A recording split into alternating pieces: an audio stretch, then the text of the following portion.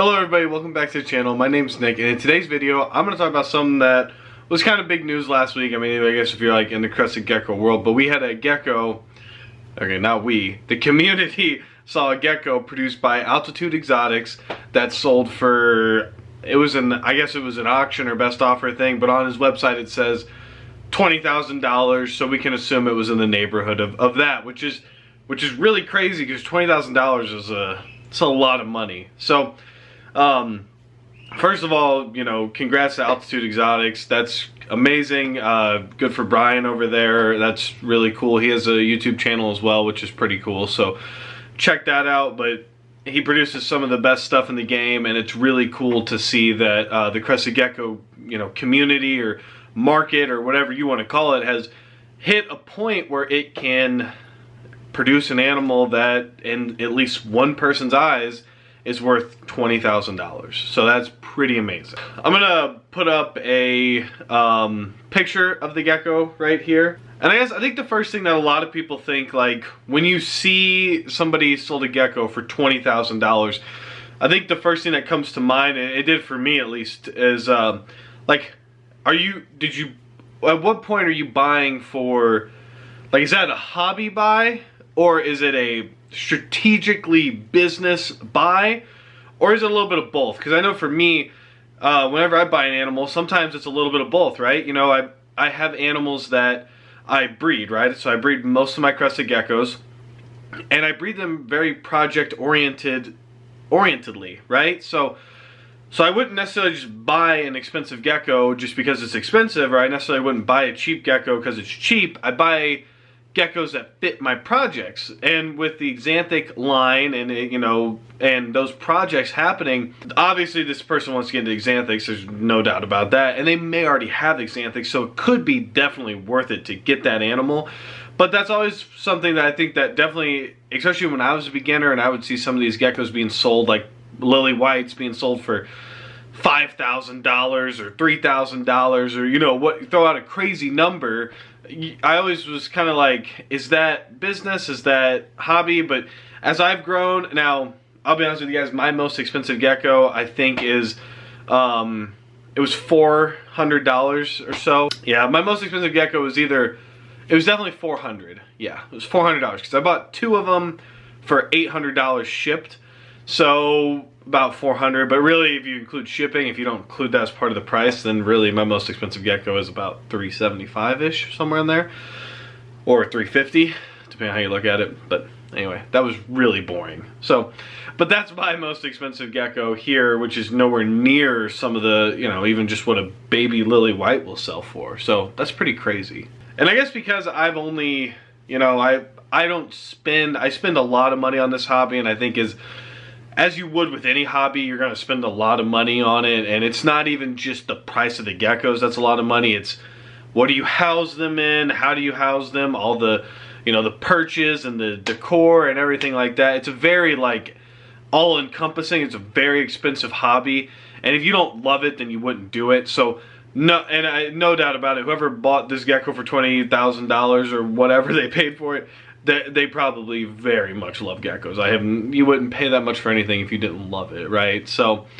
I don't want to give off that impression or anything like that. When I was doing this video, I decided to research, like, what are some of the most expensive geckos, Crested Geckos that have been sold on Morph Market, just like to kind of compare a little bit to maybe the market value of what, you know, other things go for. Now, it is important to note though that this gecko that was sold was a 21-gram male, which, if it's a male, then, I mean, at that point, like, if you're someone like me who has, you know, 10 or 15 females, I mean, you would just breed him to as many as possible, try to get as many locks as possible, and try to produce as many het Xanthics as possible. So there's definitely an avenue or a route to definitely make that money back, and to definitely, like, make it worth it to you, even if you didn't get your money back in the long run, let's say. It would be very, very, very cool to produce, like, to be involved in that project at that level would be something that, if you got the money and you can do it, then that's amazing. So, like for me, if I had that gecko, I would just literally try to pair it to every single female that I had. Once it got up to size, it is kind of crazy that it's sold for that much, especially since it's not like ready to breed. But I think that once geckos hit like 25 grams, I think that's a better time to get a good deal on them compared to if they are ready to breed. Because once they're ready to breed and you breed them, then that person the seller kind of knows what that animal can do, and that might actually increase the worth if it's producing crazy babies. So that's something to kind of consider if you are in the market buying. Okay, so as I kind of read this list off, it's going to be kind of important to remember that when it comes to crested geckos, we have one gene that both animals need to carry to produce that animal, right? So if you're dealing with exanthics, then you need to breed an exanthic to an exanthic to produce an exanthic. If you breed an exanthic to a non-exanthic, you get het exanthics. So if any of you are familiar with the ball python world, then these terms are very, like, you know what they mean, and it's very easy to understand. And the genetics aren't really that complicated when you look at it like that. If each parent needs to carry this to produce this, then they need that. If only one parent carries it, then it does pass to the baby, but it's non-visual. So to get a visual exanthic, you need exanthic to exanthic. To get het exanthic, so non-visual but still carries the gene, exanthic to non-exanthic. So, but that's something important to remember while I read off some of these. So, and I don't know the dates on these or anything like that. Morph Market, I just filtered most expensive, so we'll see what pops up. The most expensive sold, here we have 9,800, 7,500, 6,500, 6,500, 6,500, 6,500, 6,500, 6,500, 6,500. You can see where the market it sets itself. You know, there's a trend where it says, yes, someone bought it here, oh, another person bought it here, another person bought it here. So that's the sweet spot for the market. You probably could go a little higher if you wanted to, but why risk it at that point when you've already established a good zone where people are willing to buy? Now these are all exanthics. So let's see here. It goes to 6,000, 5,800, 5,800, 5,800, 5,800, 5,400, 5,400, 5,400. And then we get our first confirmed female sold for $5,250. So that's kind of interesting too, as I read off like 20 geckos there, and they were all either unsexed or possibly male. So whenever you're dealing with an animal like this, you're going to have, like, males are going to be more expensive, typically, just because they're going to be carrying the genes. And if you think about it, if you buy a female gecko who's an exanthic, you can only produce het exanthics from one. If you have a male who's an exanthic and you pair him to 10 females, potentially, I mean, that's probably not a realistic goal. Let's say you did 5 females. If you really pushed it and you strategically paired him and things like that, you could probably get away with more, but you have to be very strategic about it. So let's just say you did 5. You would get 2 sets a month, let's say, so you'd get 10 eggs a month, and then multiply that by, let's say they lay for 6 good months. Boy, I'm way too excited. So let's just say that they lay for like 6 months, right? And that's a little light. I mean, you can definitely get more eggs than that, but let's say you get 60 good eggs that hatch, good to go, and then now you have 60 het exanthic babies, and het exanthics are selling for, last time I looked, I think it was like $600 or so. I don't know really where the market's jumped since then, but that's really interesting. And if you did that math, so let's say you had 60 times 600, that's $36,000 right there. So in theory, if you just sold all the hets off, you could pay this gecko off in a season.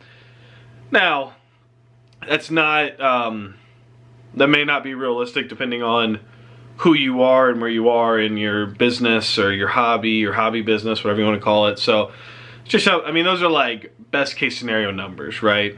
But so then I was also thinking it would be fun, because $20,000 is a lot of money, and I'm sure it's a lot of, you know, to some of us it's a lot of money, to some of us it obviously isn't a ridiculous amount of money. But what could you do for $20,000? So I made a little list of things you could do.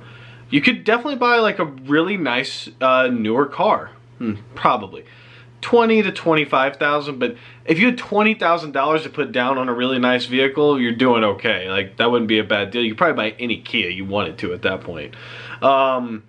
It'd be a great down payment for a house, $20,000, that'd be good. Or you could just do the regular 3 to 5% on, you know, whatever you get your house for, and then keep some cash flow on hand in case you got to do repairs.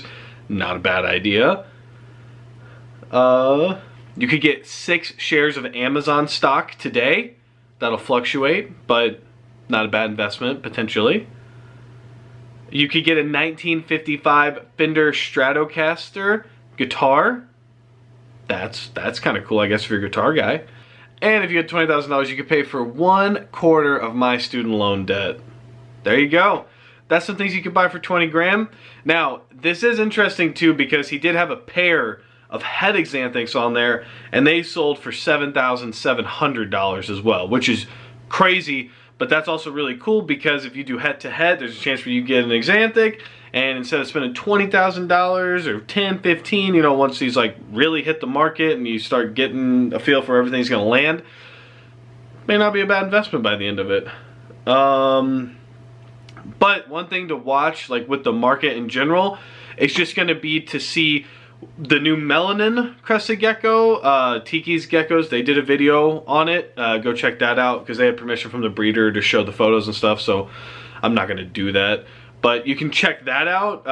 But it'll be very interesting to see that if that does get over to the US or when that gets over here, it's gonna be, and if it proves out to be potentially a gene like Xanthic, that'd be kind of crazy and that'd be really cool.